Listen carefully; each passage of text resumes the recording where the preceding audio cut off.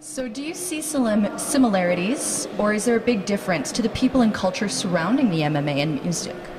You know, I find that interesting because I'm interested in people and I'm immersed in this world of it because, you know, when like I said, when I'm done fighting, I'm going to still live in the MMA world. I'm going to, you know, do media and call fights and whatever I can find to do.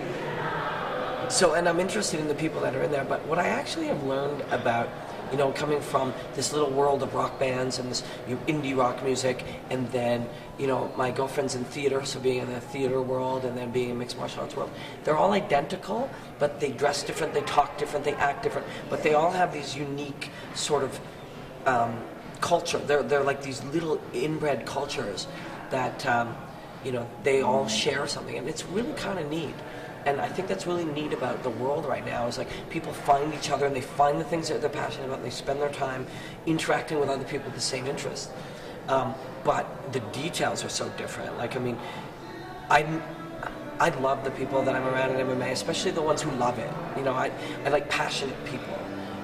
And if I was around people that were really into sports cars or really into camping or whatever, but they were passionate about it, I would like those people. So I like MMA people, but it's weird because I feel different than a lot of them.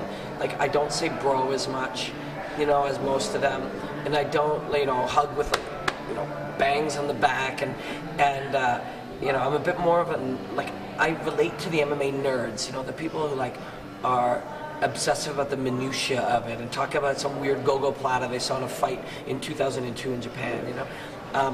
The badass broski guys, you know, who hang out in like nightclubs and wear flashy shirts. I get along with those guys and I appreciate that they love the sport, but I come from a different background.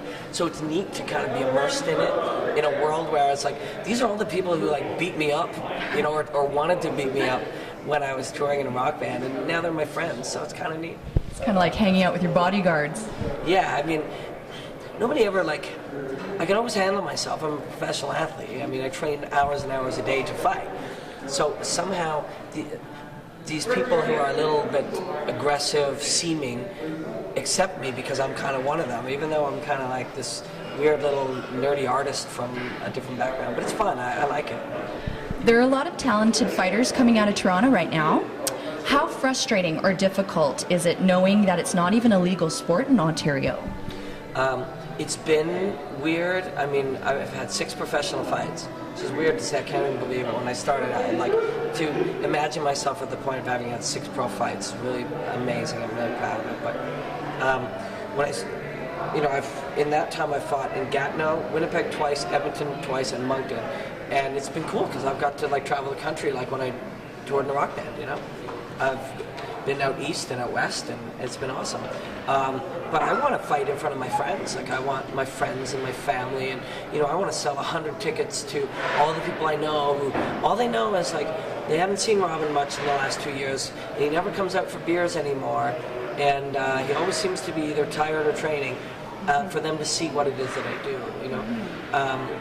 And to not be the away team all the time, you know, like, where you come in from elsewhere. And I mean, that's it is. I get booed a lot less than I did at the beginning, but you'll still hear the odd one when you're fighting a local guy, and it's like, be nice for the crowd to be your crowd. But at the same time, it sounds like MMA is going to be legal in Ontario really by the summer. Like, that's the word out of everywhere, is that the process has begun, and it sounds like that's the case. And I don't know how many fights I've left in me, not many, but, and I mean, who knows, but I'm going to fight in Toronto for my last fight, for sure. That's what I'm going to do. I'm going to make sure that I can fight and invite everybody I know out, win or lose, or how it goes, so that they can see what it is I've been spending my life doing. You know? That sounds fantastic.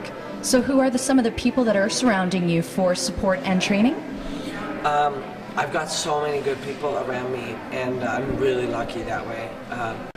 I just got a new sponsor, corn-fed they're cool. They're like this.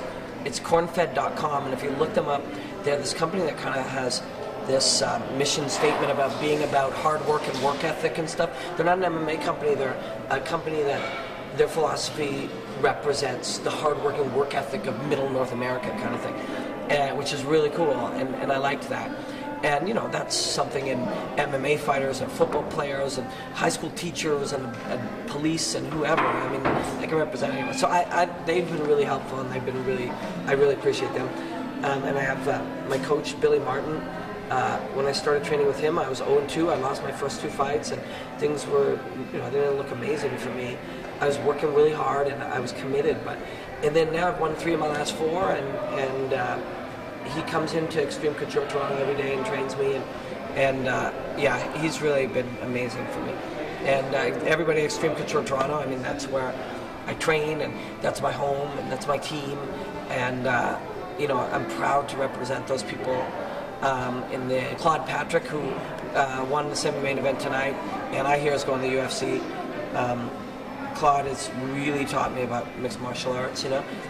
And people talk about, like, they're going to train mixed martial arts, and they go, well, how's your jiu-jitsu? I don't do jiu-jitsu, I do MMA. How's your kickboxing? I don't do kickboxing, I do MMA. You can't do mixed martial arts unless you know martial arts. You have to box and wrestle and do jiu-jitsu and whatever.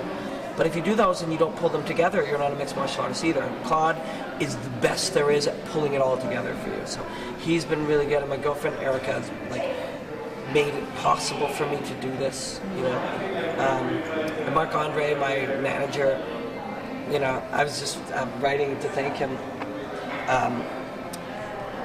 You know, I called him. I was 37 years old, and I'd been drinking beer for the last 5 years in a van. And you know, I'd been training martial arts my whole life, but not at any kind of level. I was far from an elite athlete. And I called him up and I said, hey dude, I want to fight pro MMA. And he didn't say, you're crazy, or what the hell are you talking about, or laugh. He said, okay, cool, so what can I do to help, you know? And so I got good people. I mean, I have the best training partners, man. Like, I go in and I box every day with Buzz Grant and Sandy Seguros. They're both Canadian boxing champions. And I have Lachlan and Elena at Mecca, and Jeff Bang Fitness. It's called bangfitness.com. That, like, I put on 9 pounds of real, legitimate lean muscle in 18 months, and I did it because of them. And that's about the maximum you can do without drugs, you know. But really, Extreme Couture Toronto kind of pulls the whole thing together for me. But yeah, I got good people around me. I'm very fortunate. So what would you like to improve in the form of styles of fighting? Is there a certain style that you would like to really take up next or improve on? The thing about MMA that's so hard but also so amazing is the whole thing is just about self-improvement. Like, that's all you're trying to do is get better all the time. And so you have to spend your time being able to look and see where your weaknesses are and be very humble about it, and then work on those. And I have weaknesses everywhere, you know, everybody does, but I mean, I'm most critical of myself. The biggest gains I made since my first fight is in strength and boxing. Those have been my biggest gains, and my smallest gains have been jiu-jitsu. I came in with strong jiu-jitsu, and I haven't improved on it as much because I've focused on the others. And I really want to become a better wrestler. My wrestling was good last night. I mean, I took him down when I wanted to, and I controlled him, and so I felt good about that. That was a good victory, but I want to improve my wrestling and take my jiu-jitsu to another level too. But really, I mean, you just have to just keep getting better. Again, I would love, if I was 25, I would tell you that I want to be a WEC champion and fight in Japan, and I want to have 50 fights, but I'm 40, you know, I got a couple fights in me, and I just want to try to do as good as I can. And then move into, you know, trying to be a color commentator full-time and bring the experience and the great experience that I have from being in there to that. Mm-hmm. Well, I thought it was an exciting fight last night. You lasted through the 2 rounds, and you really did have a very strong presence in the ring. So whether or not there was a boo or a cheer, I think you won the crowd over at the end, and that was great to see. So what I'd really like to do is thank you for spending some time with us, Max Voga Productions, so that we could get to know a little bit more about how you're rounding yourself as an artist and as a human being. So thank you, Robin. Thank you so much. Thank you.